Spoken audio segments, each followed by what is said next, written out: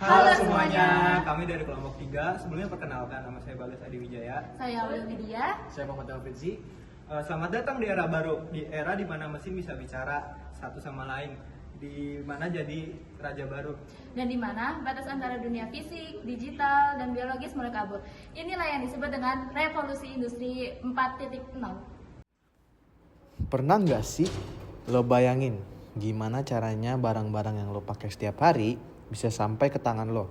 Atau gimana caranya aplikasi di HP lo tahu film apa yang lo suka? Atau bahkan bagaimana pabrik-pabrik raksasa bisa beroperasi tanpa banyak campur tangan manusia? Tapi, sebelum kita menyelam lebih dalam ke era 4.0, mari kita flashback sejenak. Sebenarnya, revolusi industri itu sudah terjadi 3 kali sebelumnya. Pertama, di abad ke-18, penemuan mesin uap mengubah cara kita memproduksi barang. Dari kerajinan tangan, beralih ke mesin bertenaga uap dan air. Ini adalah tonggak lahirnya pabrik-pabrik pertama. Lalu, revolusi industri 2.0 di akhir abad ke-19. Era ini ditandai dengan listrik dan produksi massal. Henry Ford dengan bahan berjalannya bikin mobil jadi barang yang bisa dibeli banyak orang. Produksi jadi lebih cepat dan murah. Kemudian, revolusi industri 3.0 atau era digital dimulai sekitar tahun 1970-an. Komputer dan otomatisasi mulai masuk ke pabrik. Pekerjaan manual mulai digantikan oleh mesin-mesin otomatis yang dikendalikan oleh komputer. Nah, kalau revolusi 3.0 itu tentang komputerisasi. Maka revolusi 4.0 ini adalah tentang pintarnya sistem. Ini bukan cuma soal mesin yang otomatis, tapi soal mesin yang bisa berpikir, berkomunikasi, dan membuat keputusan sendiri. Ngomong-ngomong soal industri 4.0, kita nggak bisa lepas dari konsep smart factory atau pabrik cerdas. Bedanya apa sih sama pabrik biasa? Di pabrik cerdas itu ada sistem yang disebut cyber physical system. Ini adalah jembatan yang menghubungkan dunia fisik dengan dunia digital. Setiap mesin fisik punya kembaran digital atau digital twin di komputer. Jadi, sebelum mesin beneran jalan, kita bisa simulasi dulu di dunia digital. Mau uji coba desain produk baru, tinggal simulasi di digital twin.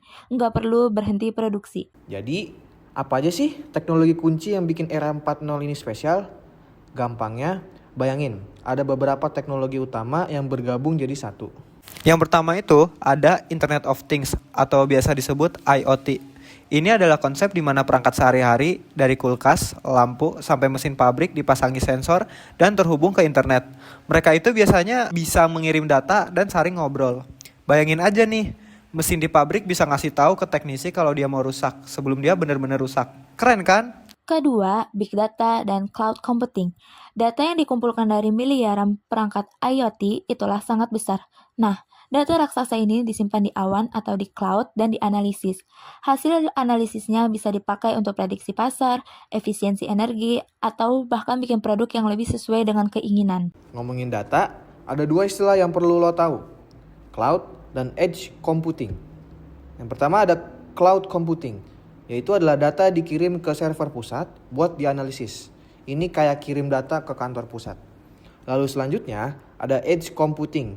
Data diproses di tempat, di mesinnya langsung.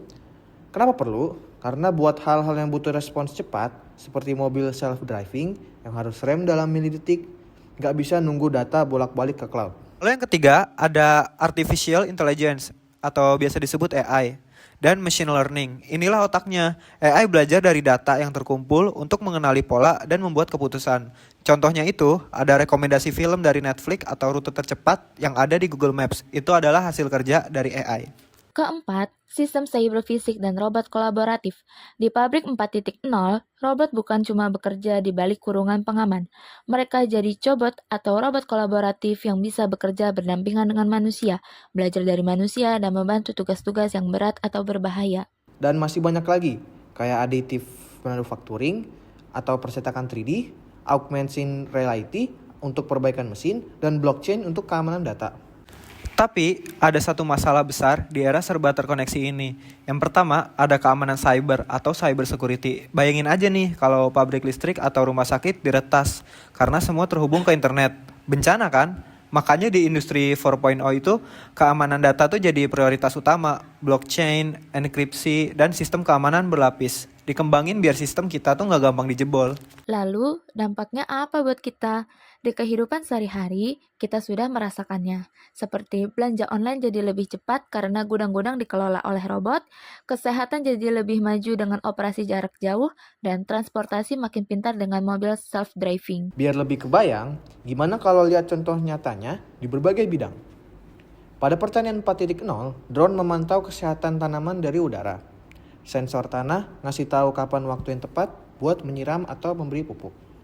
Hasil panen bisa meningkat drastis. Kesehatan 4.0, operasi jarak jauh dengan robot, bedah yang dikendalikan dokter dari kota berbeda. Atau smartwatch yang bisa deteksi penyakit jantung sebelum gejalanya muncul. Lalu di sini ada logistik 4.0. Seperti contoh, pesanan lo diambil dan dikemas oleh robot di gudang. Lalu dikirim pakai rute yang dioptimasi AI biar sampai lebih cepat. Ada rumah pintar, kulkas bisa bikin daftar belanja otomatis, AC nyala sendiri sebelum lo pulang, dan lampu mati otomatis kalau nggak ada orang di ruangan. Tapi, ada juga tantangannya.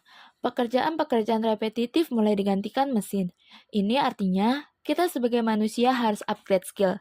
Kreativitas, pemecahan masalah kompleks, dan kecerdasan emosional justru akan semakin berharga. Profesi-profesi baru seperti data science, spesialis AI, atau ahli robotika pun bermunculan. Revolusi industri 4.0 bukanlah masa depan yang jauh.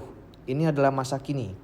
Ini bukan tentang manusia versus mesin, tapi tentang bagaimana manusia dan mesin berkolaborasi untuk menciptakan dunia yang lebih efisien, personal, dan cerdas. Terima kasih telah menonton video kami. Kurang lebihnya kami mohon maaf. Jangan lupa tonton, like, dan subscribe. Terima kasih semuanya. Dadah.